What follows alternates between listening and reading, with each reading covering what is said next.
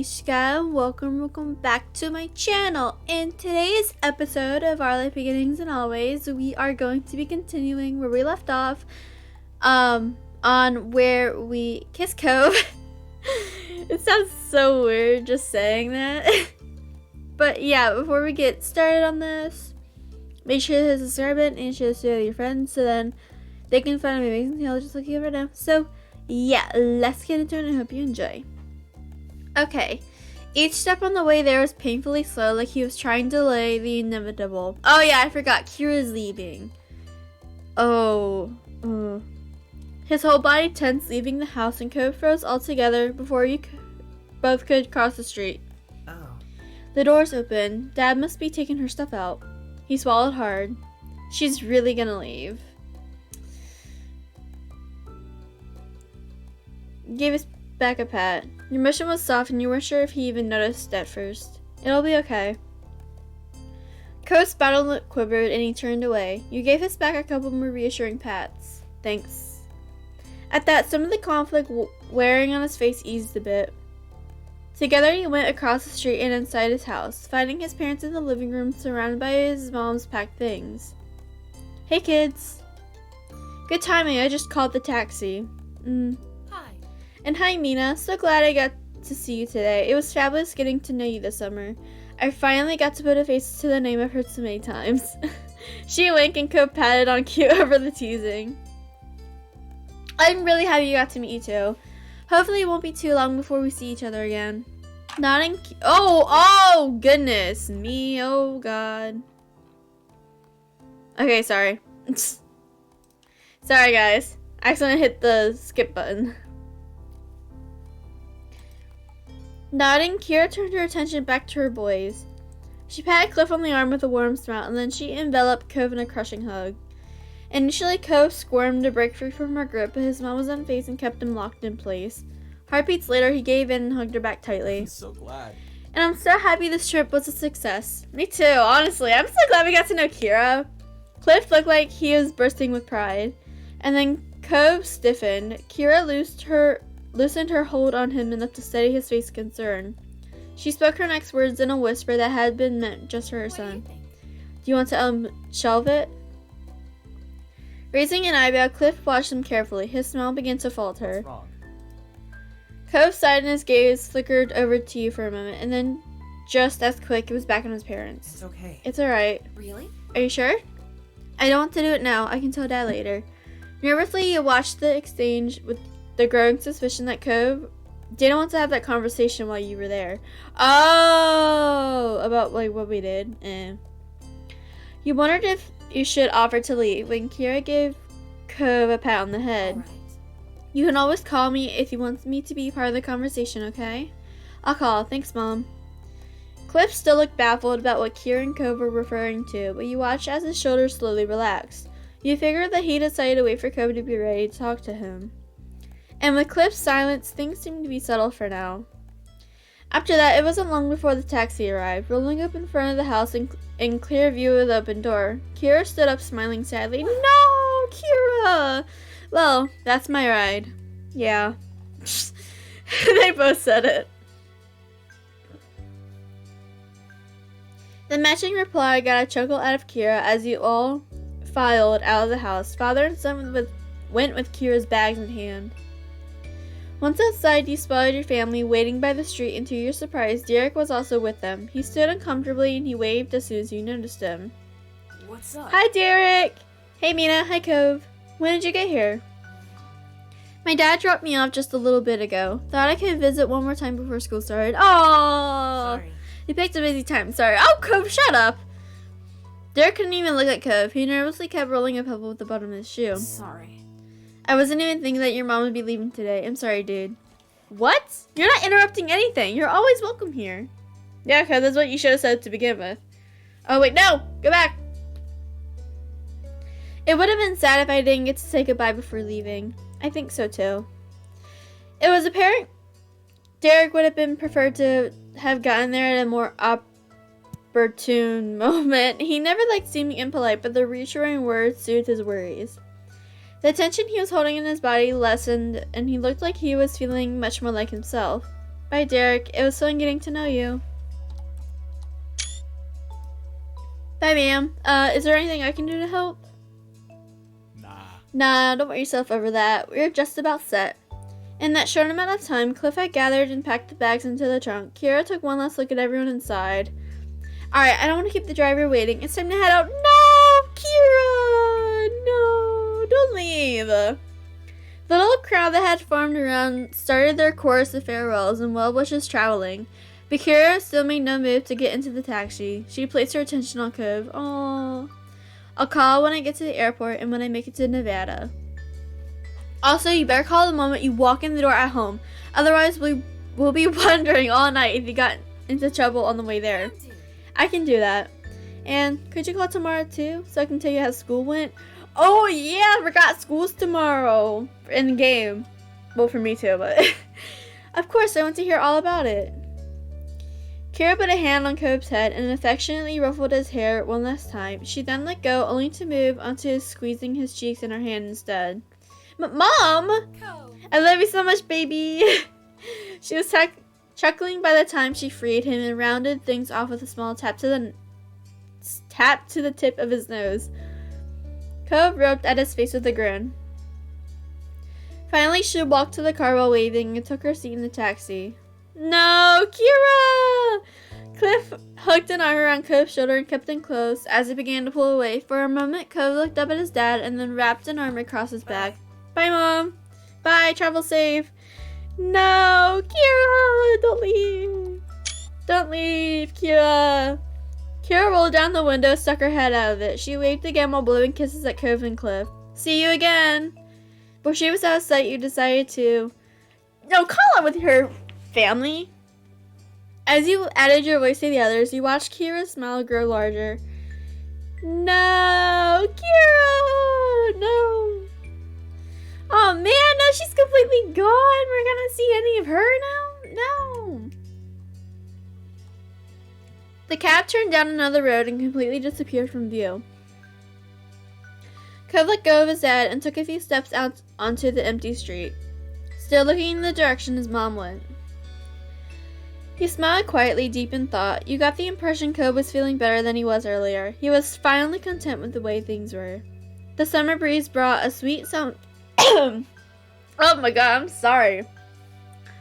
Brought a sweet sound jiggle across the way. It was the wind chime you've given Cove. Aww. Oh, that's so sweet. He hung it in front of his house. He had hung it at the front of his house, and it had become a very familiar sound in this neighborhood. You jumped a bit when your mom put a hand on your shoulder, pulling you away from your thoughts. She smiled when you looked at her. This was a great vacation, huh? Summer isn't over, so the second I fall asleep. Yeah, that's what I was hoping to hear. Cove walked back over to the group, still genuinely happy. Derek grinned at him welcomingly, and everyone else there smiled at him. Even Elizabeth. Wow, Lizzie did? Well. Ma clapped her hands together, bringing everyone's attention back to the present. It's almost lunchtime. I think I'll put something special together. Her eyes sparkled with a plan, and Mom smiled. I bet you could use some help with that. That'd be absolutely wonderful. Derek glanced between the two, his eyebrows furrowed. Is there something I could do? Your mom's exchanged a fond expression. Ma shook her head. That's very sweet, Derek, but it's alright.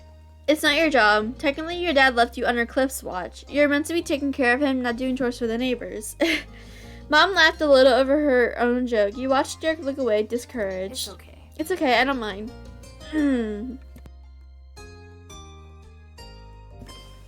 He was a little bashful about it. He wondered if Mom's joke had just reminded him that he wasn't initially meant to be invited to lunch. It was getting a little awkward. Mom grinned sympathetically. Her comment was meant to lighten the mood, not bring it back down. Ma tried again to get things moving forward. Why don't you kids go have fun? You all can come back in about an hour. We'll make enough for everyone. Mom nodded in agreement. Sounds good. Another stunning idea, Lonnie. Thanks. Thank you. Thank you. That sounds like a plan then. I don't want to cramp your style. I've got some stuff to work on so I can be out of your hair this afternoon. You should come by later too. No reason you should be the odd man out. Yeah, Cliff. Mom seemed amused as Cliff rubbed his neck nervously. He grinned a wavering but pleased smile. Thanks very much. I appreciate the invite. He looked over the assembled crowd with knowing glances. I can help too. With as many people as you're feeling, that's going to be a lot of food. Didn't you hear what we told Derek? It wouldn't be fair to make you cook when we're the ones who are inviting you in.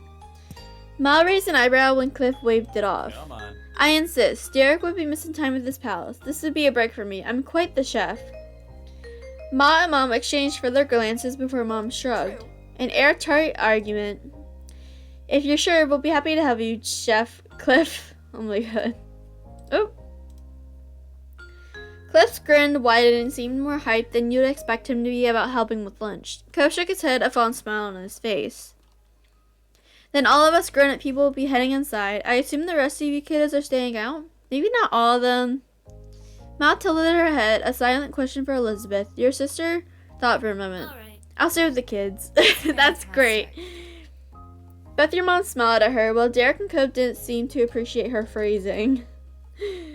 But with the plan decided, all three parents waved and headed for your house. It was just you teenagers now.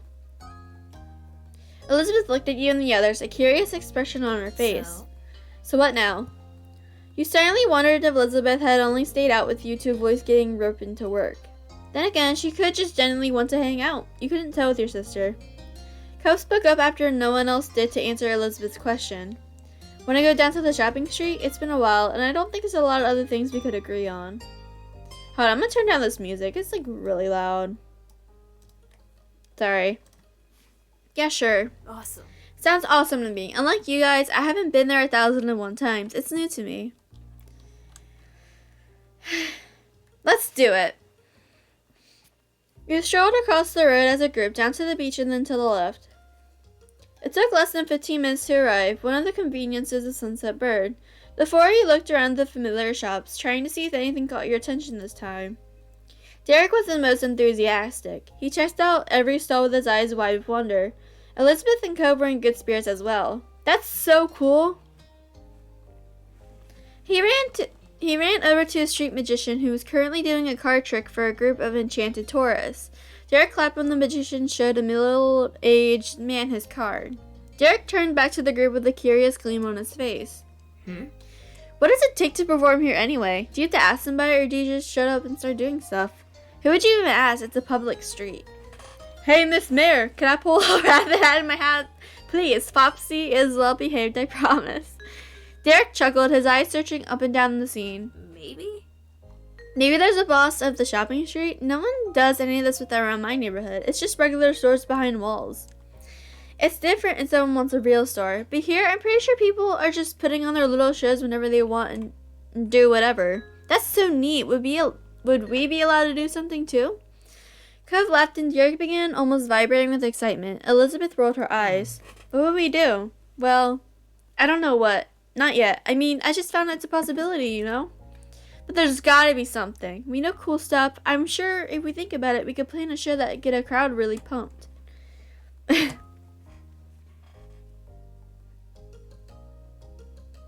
You can't even look to the other two? Girl. I guess. I don't know. Derek continued to brainstorm out loud different potential performances while he glanced over at Cove and Elizabeth. I mean, I can bounce a soccer ball in my head. Last time I tried, I got 8 bounces before it fell off. Oh, geez, you're talented. I wouldn't bring a ball here. Why not? Why not? Cove gestured to everything around. The stalls, the people, all the colorful chaos that made up the shopping street. Would you want to chase a lost ball here? And what if it hits somebody? Even if you're good, someone else could bump into you. That's true. Derek thought about it some more. Then he watched another performer, a woman doing tricks with 2 small dogs. One was fluffy and cream color, but the other was a cool gray. The woman held up rings. Both animals jumped through the openings, happy to receive a treat at the end. Derek brightened. Maybe I'll teach crabs how to race what? Crabs? It could work. With some amusement, the gang continued to peruse the stalls. Elizabeth found some earrings with a dangly, badly misprinted globe that everyone laughed at. Cope picked out a blob as Iceland, but Derek thought it had to be Greenland. You know, this is a world with looks like 9 continents. I think you're both wrong. No, it's Australia. The other 3 good at your interjection. Oh my god. I can't talk. What's wrong, Cove? Suddenly, Cove froze. You stared at him and then tried to see what caught his attention. When you saw a familiar face down the way, it all made sense. Between the crowds and his bright hair stood out like a neon green ball. No, it's Jeremy! That kid, he's still here? Neon green bowl in a kitchen sink. It was Jeremy. Jeremy slowly drifted his eyes down the street and his eyes widened in mutual recognition. He definitely noticed you. Derek frowned and Cove tensed up. You couldn't help but remember the last time you'd seen Jeremy at Miranda's birthday party. No wonder Cove was already defensive.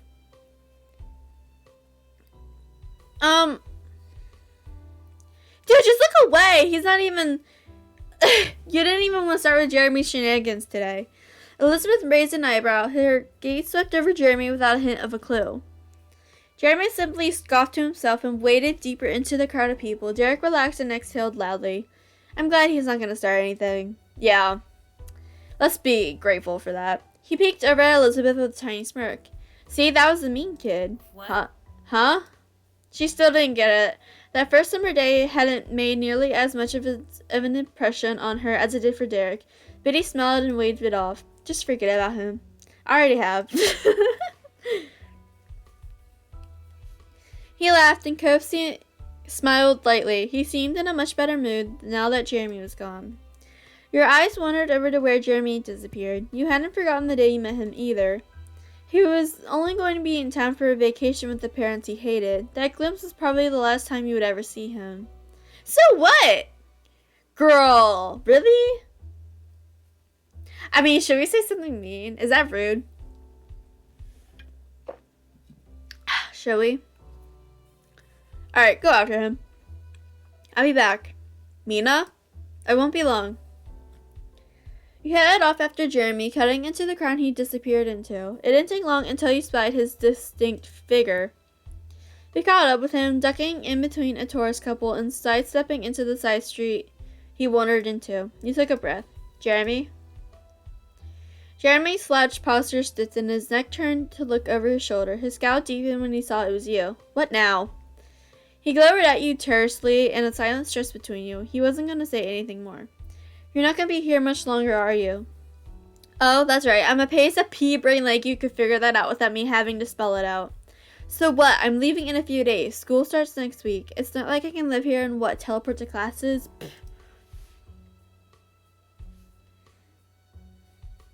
Oh, we can say this!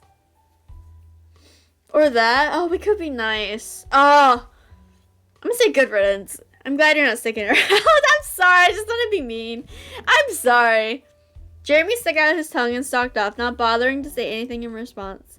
But you couldn't see him anymore. You shook your head. That was it then. You turned around and saw Cove, Derek, and your sister shuffling through the crowd. Derek saw you and ran forward, the other two following close. Are you alright? Yeah, I'm fine. I just had my conversation with Jeremy. He's for sure leaving. So what? Okay, who cares about the kid?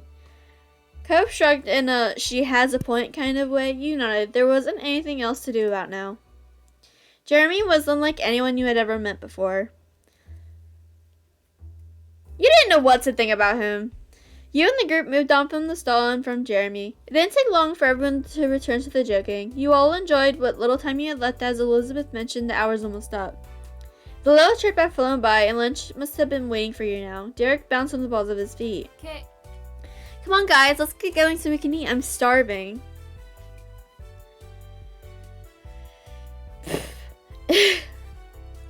Oh, homebound, here we go. Okay, sorry, I was looking over the options. Cove stretched one of his arms lazily. Let's go then. He looked at him appraisingly. Oh, do it, do it, do it, do it. Ask him. Hey, Cove. Yeah? Can you carry me back home? What? Cove turned red, obviously flustered. You didn't want to walk back. My legs are tired. I don't want to walk back. Cove sighed and shook his head. Elizabeth and Derek became a chorus of laughter. Come on, Cove. It'll be fun. All right. Yay! Cove stepped over to you. He looked like he couldn't believe what he was doing. Your lips quirked into a large smile. Oh, yeah, thanks! He carefully crouched down in front of you so that you could climb on. It wasn't hard to hop on. He slipped his arms under your legs and did his best to lift you. It was wobbly, but he managed to stand all the way up. Elizabeth watched with a smirk on her face while Derek laughed even harder. It was fair to say that your antics were entertaining. You were glad Cove went with it. Cove carried you home, but he seemed pretty boastful about the situation. He struggled with how much to grip around you and whether or not he should try to reposition things. But along with all that, he also seemed to feel some pride to be carrying you. Aww, Cove! It was a pleasant walk home, and in no time you had made it back.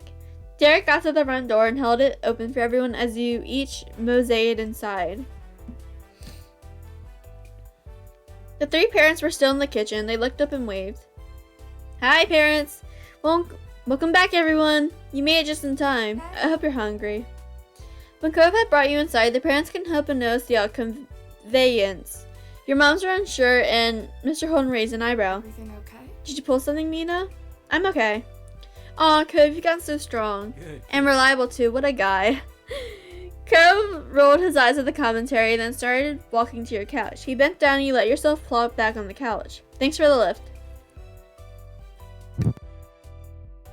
Cove exhaled loudly and shook out his arms. He just seemed relieved that he made it. So did everyone have a nice time out? She gestured for people to take a seat at the table. Plates and silverware had already been placed out. You took your normal seat. Elizabeth sat across from you, and Derek took the seat to your left. Cove sat on your right. But he blushed a little and began fidgeting with his silverware. His dad was the first to pick up on his extra awkwardness, but your moms were far behind. The parents shared looks at Cove's reaction. It seemed he was struggling with how to act around his dad or your parents, or both, after what happened between the two of you upstairs. Oh, God. Yeah. Oh, yeah, we had a great time. It was fine. I had fun. Yeah, the big guy went off without a hitch. Your joke got some chuckles going around the table. That's good in my book. Casually, Mr. Holden sat in the empty in the empty seat across from Cove. He smiled at you and all the other kids. Mom set down a platter full of water glasses on the table. She looked down at the gathering. It's a good thing we have 8 chairs. I can't remember the last time we've had a group this big over for a meal. Can you pass the drinks down to the other side? Make sure you all get one. Sure. Those close to the cups obliged and started offering waters around. As you both passed Cove his drink, your hands touched. Cove froze. Cove! Oh my God! You had already let go, not yet realizing that he was too distracted to function in that moment. Please, please, no! No. Why do you do this, Cove?